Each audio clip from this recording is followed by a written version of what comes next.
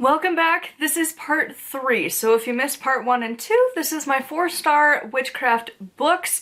I split this up into 3 parts because I just have a lot of books. So here we are for the final part, part 3. Of course, this will eventually become dated as I read more books, but for now, here is the finale of my 4-star books. So to begin with, we have How to Do Psychic Readings. If that's something you're interested in, it's a really good book on the topic. It's not something I'm really big into, but I feel like the information presented is very well done and could easily help you to do it. Then we have Kindling the Native Spirit. This is one of those books I bought back when I was really like exploring various options outside of just like witchcraft and more into like shaman and like that kind of vibe. And I really loved this book, and it felt like it was just this like welcoming into like kind of a nature spirituality of sorts, and it was just a really good read. Then we have Egyptian Prosperity Magic, and again, my biggest thing for books is, will I go back to it? And for a lot of books, the answer is no. Like, the first 2, I'm probably not going back to. There's only one part of Kindling the Native Spirit that I talked about on Patreon that I'm considering, but other than that, not really. The Egyptian Prosperity book, I haven't even put it on a bookshelf because I have so many parts of this book that I want to use. Because personally, looking through this book, there's so many parts of this book that could be used in writing a book. Because there's a lot of steps involved in writing a book, right? There's coming up with ideas, getting through it, then of course publishing, and then like trying to sell your book. Like there's a lot of steps involved, and there are so many spells that I was reading through this going, that would be good for that, that would be good for that, that would be good for that. And so I've just come to a point where I just feel like I need to have it like written out and used in my Book of Shadows. So then we have the Eclectic Witches Book of Shadows. This is a new one from Deborah Blake. I do feel like this one had too many blank pages, and it is definitely intro levels. She doesn't go into a whole lot in this book compared to some of her other ones, but I don't think that's a bad thing, because like even in my last podcast episode that I have on Patreon, this was literally the book I recommended because like it's a good book for beginners.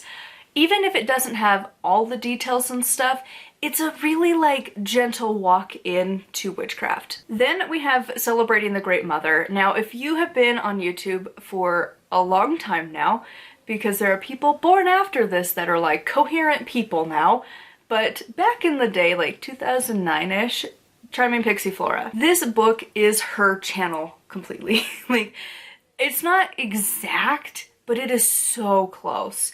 So like definitely she got inspiration from this book, and that's not necessarily a bad thing because again her channel's defunct, so it's kind of like a nice little like, oh, I remember those days. But it's a good book, especially if you have littles and your kids are just starting to learn about it. There's a lot of fun things in here. Then we have Earth, Air, Fire, Water. I love Cunningham's work like this one. This is so good for just no tools, no fanciness, just get out in nature and work with nature.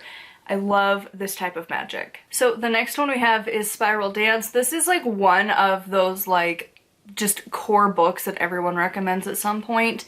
Personally, I view this more in the historical like witchcraft context because it definitely like sets a tone of where it was in the craft at that point.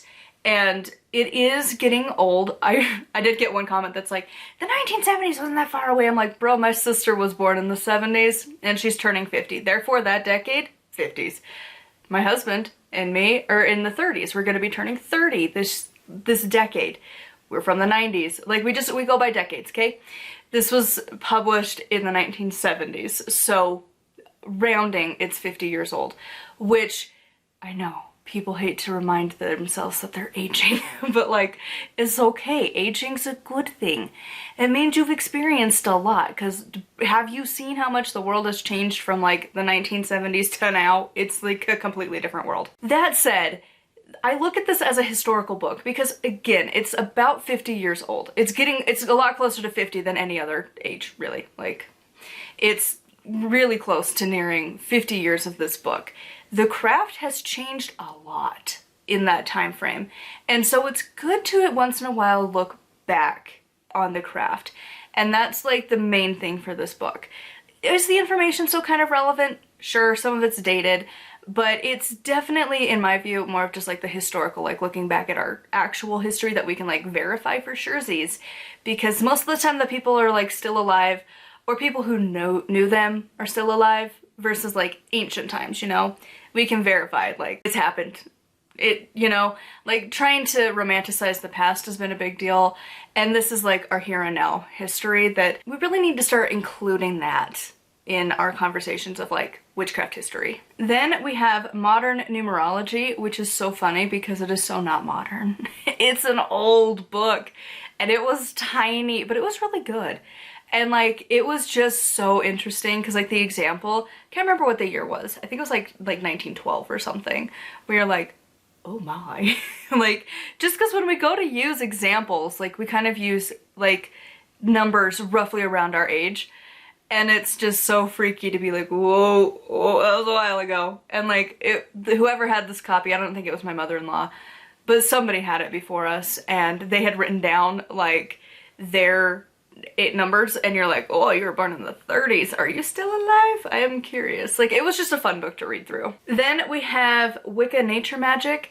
I did talk about this one semi-recently. This is one from Lisa Chamberlain. I love her books. I do feel like the publisher, whoever she ended up going with, kind of fumbled this one. Her original title was Wicca Tree Magic, and changing it to Nature Magic I feel like was a bad idea. Because it's a book on trees. She had a good title. I don't know why they felt the need to change it. So like, that's my only thing. Otherwise, it's a really good book on trees. Then we have another numerology book. This one, it's rough to read cover to cover. I don't recommend it. However, when you're interested in finding out some numerology, it is great. Do I agree with all of it? Like, I'm not really huge into that. Like, I could even give astrology more because it's got a lot of leeway that like, well, your moon does this, your sun sign does this, your rising does this, and then you can get even more complicated if you want to. Like, there's a lot to it. And this is kind of more like, it just is what it is, and like, I don't know, it was strange, but like in a good way. It makes you question things. Like, I'm not sure I'm really big into numerology, but if you are, this might be a really fantastic resource. Then we have The Art of Fairy Magic. Now, I'm not really big into fairies, so I cannot confirm nor deny how good of a book this is, but I think it was pretty good. And like, again, it's a DJ Conway book. Sometimes her information's really spot on, sometimes you need to do some more research. Since I'm not big into the Fae, I don't know if you need to, but it seemed informational at least. Then we have the Everyday Witches Coven. If you are considering doing any kind of coven work, whether it's just you and one other person, or like trying to get up to like 13 members or more if you want to, typically the cutoff's about 13. And so if you want to do any of that, this book is so good. It talks about all of that. Again, I'm solitary, so like it doesn't really apply, but if you want to do a coven, this is a really good resource. Then we have Circle Round by Starhawk. This is, again, one of those books that it just was Charming Pixie Flora. It is her channel. She did so many of the exercises, similar but different from this book.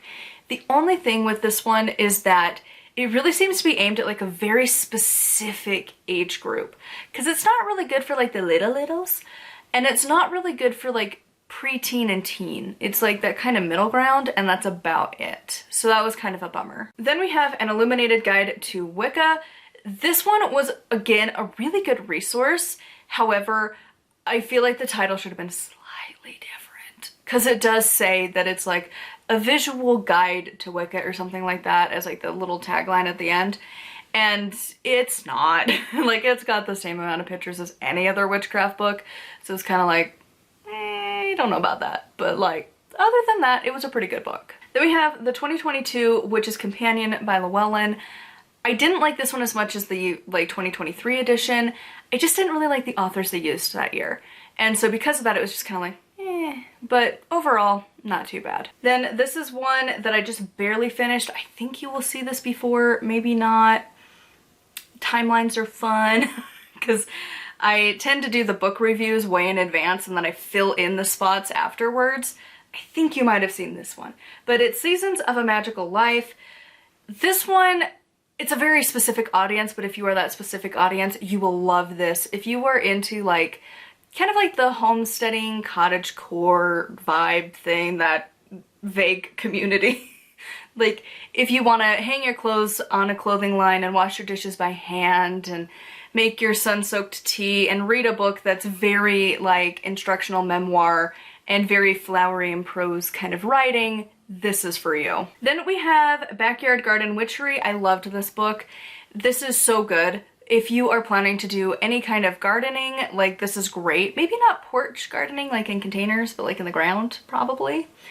And the biggest thing is that in part 2, she has so many things for like, you could easily like move that just into like kitchen witchery, which is fantastic. Like, I want to go buy this book specifically for part 2. Then we have Llewellyn's 2023 Magical Almanac. Again, these articles are really good. There was a few of them that I really liked, and it's just a good resource to have. Again, if you're intermediate, advanced, or a beginner, any level, I feel like it's just good to read through these. Rites of Passage. This is an out-of-print book that I want to get a copy of eventually.